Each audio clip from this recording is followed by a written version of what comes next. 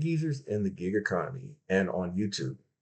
I'm going to talk about that on this segment of the Gig Geezer.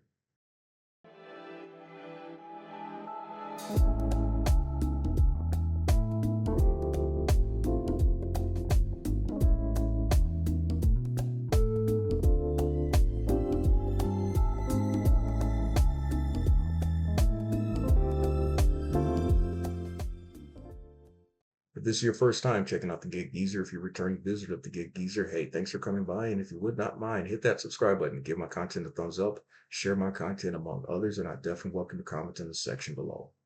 Well, y'all, this is actually about my seventh take in trying to put together this particular segment of the Gig Geezer. In fact, a few moments ago, I thought that I'd put together the right one. I was going to hit the stop button and realize that I hadn't even started. So hopefully we're going to get it right this time. Now, I'm doing this particular segment of the Gig Geezer with a mind or heart for older viewers and subscribers, but this is really for anyone of any age. Again, although there is going to be more of an emphasis on older folk. Now, as a younger person, you may have somebody who is my age that may be a parent or an uncle or an aunt or even a grandparent. And then again, you may have somebody who's of another age who's might be slightly older, and that might be an older brother or an uncle. The fact of the matter is, we're all people, and there's something about being able to communicate a message to an audience. And while it's easy to be rather judgmental and say that, well, a person lacks the actual talent to communicate to an audience. One of the beauties about YouTube is that you don't have to have this professional training to reach an audience. That's the thing. And for that matter, when it comes to the gig economy, you don't have to have an advanced degree to be an active participant in the gig economy. Just as a review, what is a geezer? By definition, it's an old man. Of course, I've always heard the saying that you're as old as you think you are. And then again, there are those who are detractors and haters and all, or just being a smart ass like I was at one time. And you may just simply think that it's a person whose time has passed them by. Even as an older person, I try to be open to other folks' ideas and opinions. And sometimes you learn from the people that you're around. In this particular case, as I've shared in the past, my ownership and operation of a Sprinter/cargo van was really peaked, or the impetus was from a conversation I had with a guy who at the time was 26 years old. We were in the parking lot of Walmart. He was there to do a roadie, and what I would later learn to find out was a Walmart Spark order. I was there for a roadie. I was in my F-150. He was in a Dodge Ram City mini cargo van. And it wasn't so much about him having that van, it was the fact that he was using it to make money. And that's what caught my attention. There were some other things that we talked about during that conversation. And one of the things I drew from it, and I've actually shared in some live streams that I've participated in, is that I was impressed with his business mindset, his business acumen for his age. When I was 26, yes, I paid my bills on time, what few bills that I had, but the most the most other financially responsible thing that I did, which was actually by default, was I opened my first checking account. And that was only because the paper that I was working at required that you had to have a checking account because everything was done through direct deposit. So the first time I had a tangible example of older guys was while I was at the bowling alleys over 40 years ago. In fact, the year was 1983. And a guy whom I would not mistake for being the salt of the earth pointed out a couple of guys who were bowling. One guy's name was Willie, the other guy's name was Smitty. They were both in their early 50s, approaching their mid 50s. And this guy pointed out to me, you see there, Willie, look at Willie over there.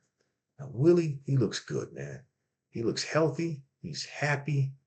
And he's got a pretty girlfriend. You know what's going on with him, right? And I'm like, yeah, yeah, yeah, yeah, yeah. And then he pointed out over here on this other pair, look at Smitty. Now look at Smitty. He looks all old and shriveled up. He looks angry and mad. He's got an ugly wife. So you kind of know what's going on over there, right? And I'm like, yeah, yeah, yeah, yeah. See, I want to be like Willie. That's what he said. I want to be like Willie. And I'm looking over at Willie. I'm not thinking much of it, but for whatever's worth, I certainly didn't want to be like Smitty. So Willie was probably by default the best option. Now, now, believe it or not, that was something that I shared with a lot of folk over the years. How this guy pointed out to me Willie and Smitty. And so now I'm at a point, I'm at a stage in life where I'm much older than those guys were at that stage in their life.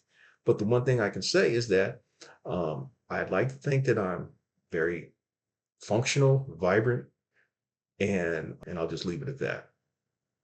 Now, one last thing about the history of geezer. The first time I was exposed to the word geezer was reading a column by the late Bob Rubin of the Miami Herald. He wrote a column on guys participating in this short-lived senior professional baseball league, which was open to players age 35 and older. And he ended the column by saying, not bad for a bunch of geezers. And so I added that word to my lexicon probably for the first time in 2014 when I started looking to bowl in the PBA 50 regional circuit. That is the PBA 50 for bowlers age 50 and above. And so I told a couple of guys that, yeah, I'm trying to get my game back together so I can go out there and bowl on the regional circuit, the Geezer regional circuit. So at this stage in life, one would think that I should be celebrating the fact that, hey, I'm out here able to go about every day doing what I'm doing.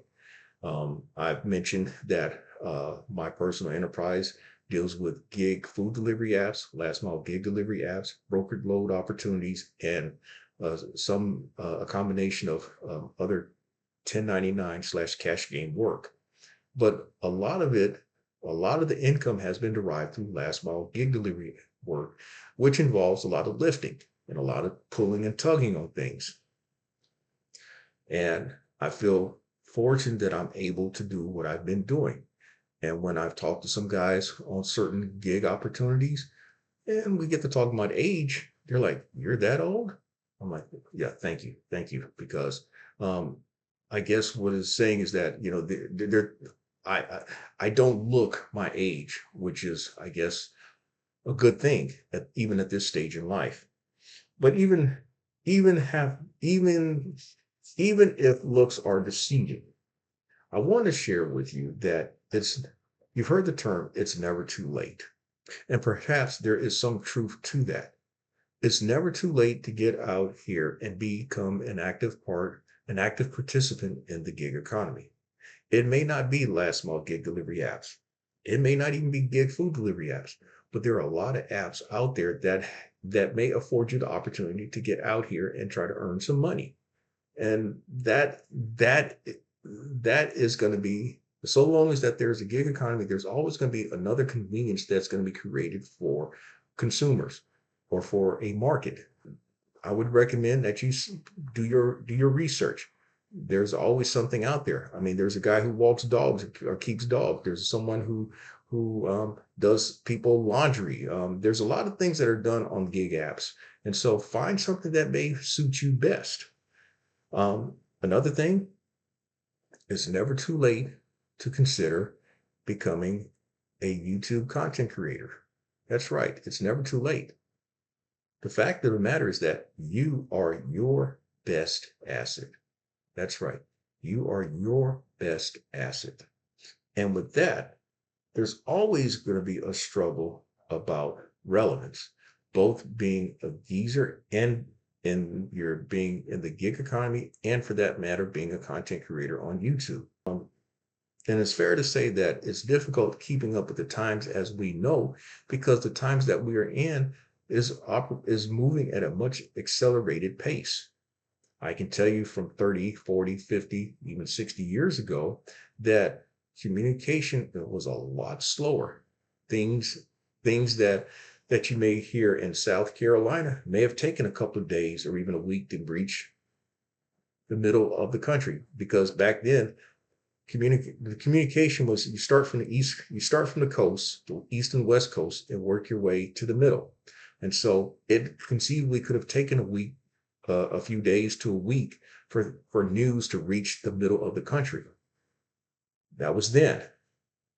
In 2024, it's a matter of seconds or even minutes, but I would venture to say seconds because of the internet, but namely the internet. So what does that mean?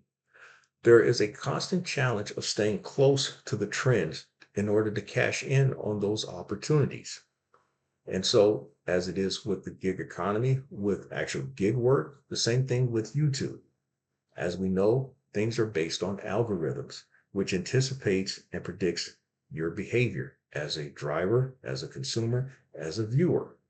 And so one thing you have to realize, particularly as I give this example with YouTube, while you may be hot one week or a month, you may not be hot the next week or the next month.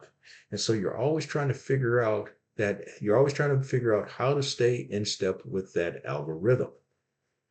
But then what about content? As an older person, is there an audience for an older person? Yes, there is. On YouTube, I'll give you a breakdown of my audience. My largest demographic is between ages 35 and 44. A third of my viewers and subscribers are in that demographic.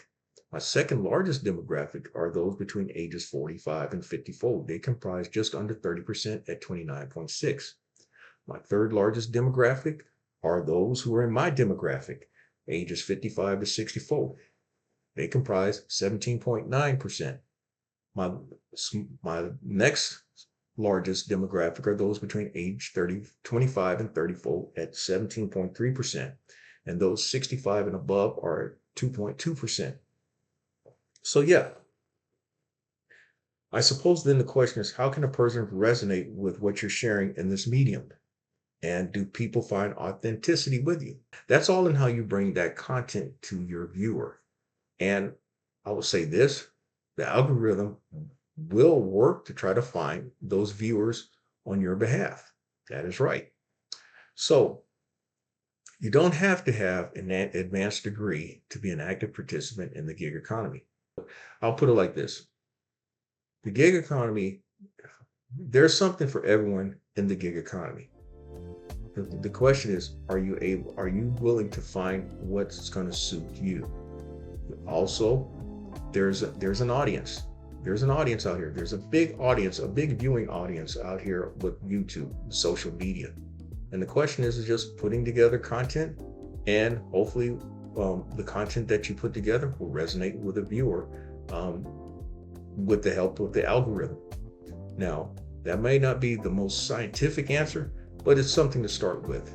And so with that, if you like the content that's been provided in this segment of the Gig Geezer or in any other segment, hit that subscribe button, give my content a thumbs up, share my content among others, and I definitely welcome the comments in the section below. I'm Inwood Lane, as always. May your grind and may your hustle continue.